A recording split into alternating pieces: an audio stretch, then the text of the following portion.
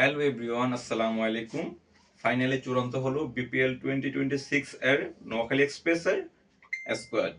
So আমরা এখন দেখব নোয়াখালীতে কে কে আছে, ব্যাটসম্যান কারা আছে, বোলার কারা আছে, অলরাউন্ডার কারা আছে, ওভারঅল নোয়াখালী টিম কেমন হয়েছে আমরা এটা দেখবো আর কি।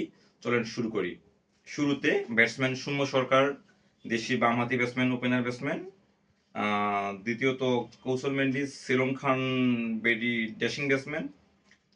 ওয়েস্ট ইন্ডিজের জনসন চার্লস, সেও কঠিন তুখার ব্যাটসম্যান। বাংলাদেশি ব্যাটসম্যান মাহমুদুল অঙ্কন, জাকের আলী, হাবিবুর রহমান সোহান, তরুণ তুর্কি ব্যাটসম্যান আমাদের, যে বিগত কিছুদিন আগেই 34 বলে 100 করে দিছে। সো এটা একটা ভালো চয়েস নোয়াখালীর জন্য, আই হোপ।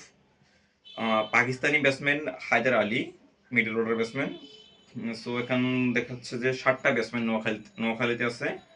7টা মোটামুটি ব্যাটসম্যান গুলো দেখাচ্ছে ভালো। সৌম্য সরকার, কৌশল মেন্ডিস, জনসন চার্লস, মাহমুদুল অঙ্কন, জাকের আলী, হাবিবুর রহমান সোহান, আর হলো গিয়ে হায়দার আলী। নোয়াখালী এক্সপ্রেসে ব্যাটসম্যানের সাথে সাথে 4টা অলরাউন্ডার আছে। শাহাদাত দীপু, আবু হাসিম, সৈকত আলী ও সাব্বির হোসেন।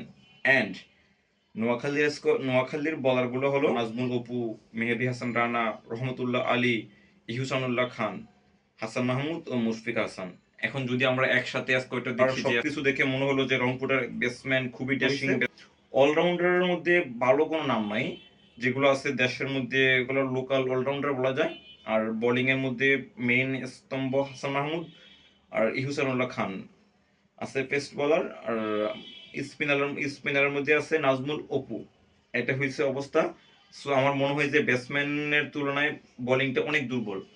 আর নোয়াখালীর ব্যাটসম্যানটা খুবই ভালো মনে হয়েছে আমার কাছে। খুবই সবাই ইয়াং ড্যাশিং ব্যাটসম্যান, মানে টোয়েন্টির জন্য খুব ফিট। সো বলারটা খুবই দুর্বল অ্যান্ড অলরাউন্ডার গুলো খুবই দুর্বল।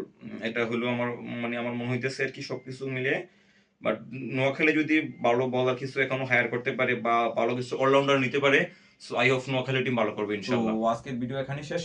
আপনাদের মতামত অবশ্যই কমেন্টে জানাবেন, এন্ড যদি ভিডিওটি ভালো লাগে অবশ্যই লাইক, কমেন্ট এন্ড সাবস্ক্রাইব করবেন।